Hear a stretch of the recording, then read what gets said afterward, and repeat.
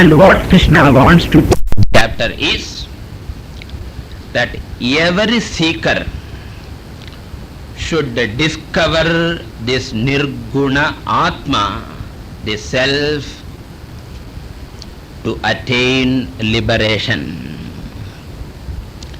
Every seeker should discover this Nirguna Atma to attain liberation.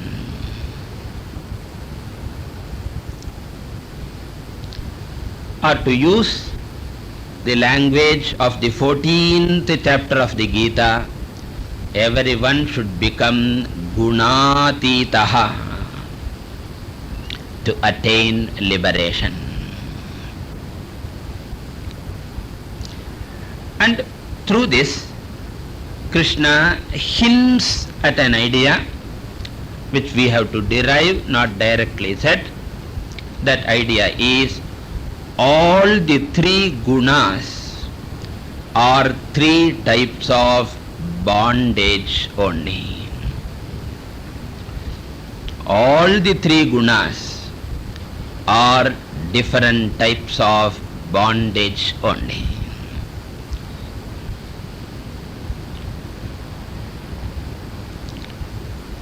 For example, we don't get the details here in this chapter. We will have to connect it to the 14th chapter of the Gita, where Krishna elaborates that idea. So I will just remind you that you can read that chapter for details. A sattvic person can love a quiet life, and he may get attached to quietude. That when the quietude is lost, that person gets disturbed.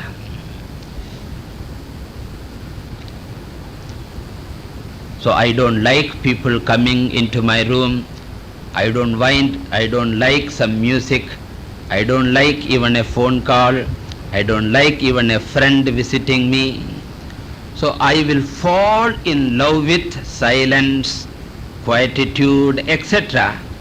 That itself becomes a bondage, because I cannot get quietude all the time in the relative world. Belong to this category only. They love samadhi. They want to withdraw from the world. They love to sit in a cave. They don't want to meet people. Love for seclusion, quietude. But the problem is what? In the world, you cannot get seclusion and quietude all the time. You see now Rishikesh, now the madding crowd has encroached onto Rishikesh. Now you go to Uttarakashi, invaded. You go to Badrinath, the first word that you say is Madras Cafe, masala dosai available here. They know our weakness. We may leave everything but not masala dosai. Here also in Rishikesh you will find. So therefore, when I get attached to silence, that is very good, the sattvic mind. But when it becomes a weakness for me, that becomes a bondage. Similarly, a rajasic mind always wants kalagalappa irkanam. For them, silence is threatening, frightening. In fact, they will compare silence to graveyard. While a sattvic person takes silence as an ashrama atmosphere, for a rajasic person, the very silence appears to be the silence of a grave. He doesn't like that. நிறைய கலகலப்பா நாலு பேர் வளைய வந்துட்டு இருக்க வேண்டாமோ, நான் தானே நன்னா இருக்கும்.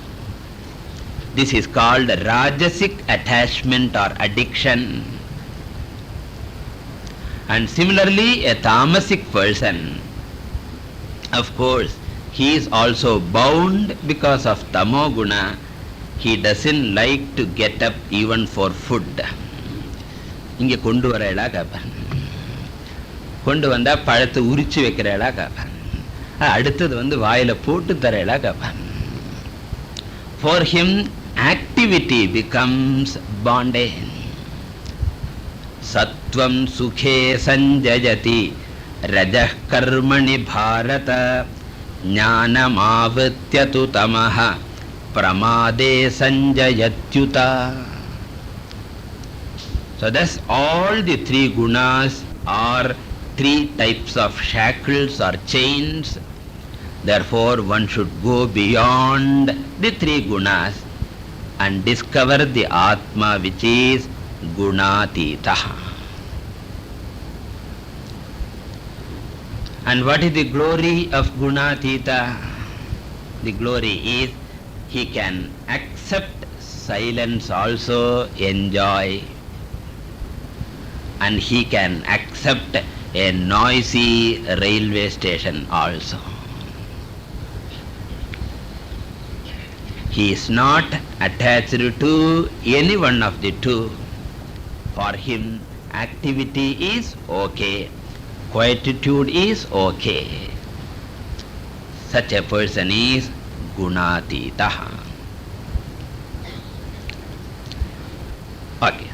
But what Krishna points out here is in the first shloka, even though everyone should discover Gunatita Atma, no one can directly attain that knowledge, because it is too subtle for a person to attempt directly. So nobody can become Gunatitaha, become na anartham, discover the Gunatita Atma directly. Therefore Krishna says, the first stage of spiritual sadhana is becoming Sattvic. The first stage of spiritual sadhana is becoming Sattvic.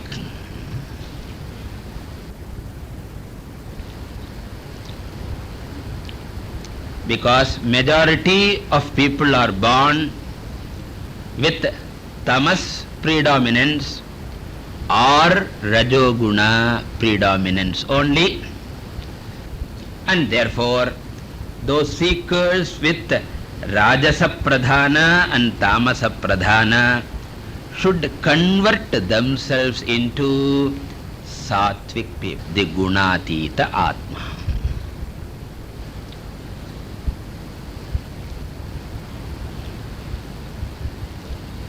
So thus the spiritual sadhana should go in two stages. The first stage being conversion to Sattvic disposition. The second stage being discovery of Gunatita Atma.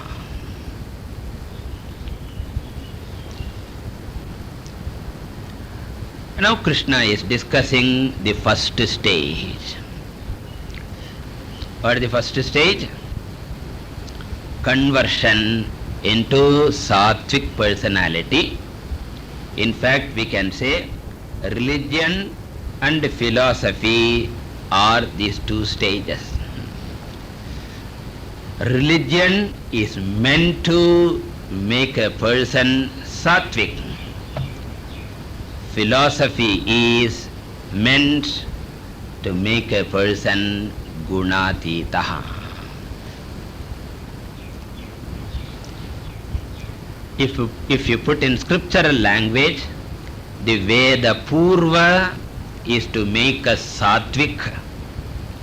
The Veda Anta is to help us discover Gunatitaha.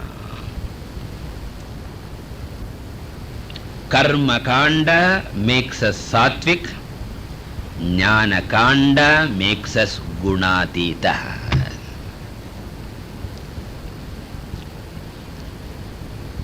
So therefore, our first aim is what? To take hold of sattva guna. And later we will have to reject the sattva guna also. That's why different examples are given. A pole vaulter makes use of the pole to vault. It is like sattva guna. He just goes up, and after reaching there, what should he do? He should not say, it is so nice, because of that only I have reached up to this stage, therefore I will not give up. So now he will not win the medal. Type of foolishness is what? A person takes the pole, goes up, but refuses to give up. So what is required? Both are required. Taking it at the apt time and giving it up at the right time. Take hold, give up. This is life. Everything. Take hold, go high, give up. You enter the school, become mature or informed. Ipola maturity thalavilla. Get informed, then what do? Give up. No child can say, I love the school and teacher very much, that I will permanently sit here. No. At the same time, the child should not say, I will not enter. Enter, grow, get out. Enter, grow, get out. Similarly, enter sattva, gain knowledge, give up the sattva guna. Also, this is the sadhana that Krishna prescribes here. Now look at this shloka. Sattvam rajaha tamaha iti gunaha. There are three types of gunas or dispositions, characters, inclinations, orientation, known as sattva, referring to spiritual orientation, rajas referring to material, and tamas is sloth, slumber, dullness. And Krishna tells all these three are buddhe. They belong to the intellect. Here intellect is a general name for the whole antahkaranam. Buddhi includes mano, buddhi, chitta, ahankara. இதை நாளையும் சேர்த்து புத்தி சொல்றார். So these three gunas belong to antahkarana or the mind, and Krishna carefully adds nacha atmanaha. Hey Uddhava, they do not belong to you who are different from your mind, who are making use of the mind, for whom the mind is only a medium of interaction. How do you prove it? In sleep, we don't function through the mind, and therefore in sleep we don't have any interaction with the world. Isn't it? Now I have a mind, therefore I am able to interact with you, and you are able to interact with me. For both, what is the medium of interaction? The mind alone. And suppose the mind stops functioning. எப்படி அசக்தி விட்டல் வச்சுங்களேன். So you dose a little bit, the mind stops functioning. Your medium, it is like the phone connection getting cut. Retail பண்றோம் இல்லையோ, cut ஆயிடுது சொல்றோம் இல்லையோ, அது மாதிரி சுவாமிஜி 5 நிமிஷம் கட் ஆயிடுதுன்னா அதுக்கப்புறம் ரீடைல் பண்ணணும். So when the mind is cut, you do not have interaction with the world during sleep, but are you there or not? You are very much existent. How? Without interacting with the world. That's why you use the expression, I slept well. Is equal to what? I existed without interacting. I slept is equal to what? I slept is equal to I existed without interaction or transaction. For want of what?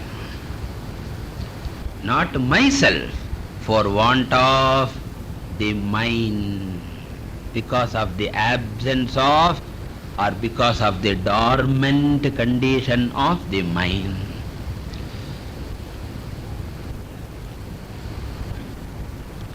Therefore, Krishna says here, Nacha Atmanaha. These three gunas do not belong to the Atma, the true you. And to discover this Atma, what should be the first stage of sadhana? Krishna prescribed the sadhana in the second line. Sattvena anyatamau hanyat. The first stage is to overpower Rajoguna and Tamoguna with Sattvaguna. To overpower Guna and Sattvaguna, Tamoguna with Sattva. Hanyat சொன்ன இந்த இடத்துல overpower. Here it does not mean destruction. We cannot destroy the three gunas. We can only change their proportion. Nobody can destroy the three gunas. We can only change the proportions. That is, sattva can be made predominant, making rajas and tamas subservient, secondary, amukhya, gauna. This is the first stage of sadhana. Sattvena anyatamau. Anyatamau means what? The other two. Other two na idu rajas and tamas. Hanyat, one should overpower. This is the first stage of sadhana. In fact, incidentally, I would like to remind you that this is the Sankshepa Shloka of the entire chapter. The 8th chapter la poora enna solla poraro adha vandu Sutra Bhuta Shloka, Sankshepa Shloka, Sangraha Shloka. And the entire chapter is an elaboration of these two stages only. So the first stage is what? Become predominantly sattvic. And what is the method? Krishna doesn't say here. He will discuss that later. But as I said, this alone makes the Veda Purva Bhaga. This alone is called the ritualistic portion of the Vedas. This alone is the religious part of the Vedas. So religion is not for moksha. Religion will not make you a mukta purusha. Religion makes you what? Sattvika purusha. Then after becoming sattvika purusha, you have to go to the next stage of religion only, which is philosophy, inquiry into the true knowledge. Veda Antaha. So through the first stage, what should one do? Sattvena anyatamo hanyat. Then what is the second stage? Sattvam sattvena chaivahi.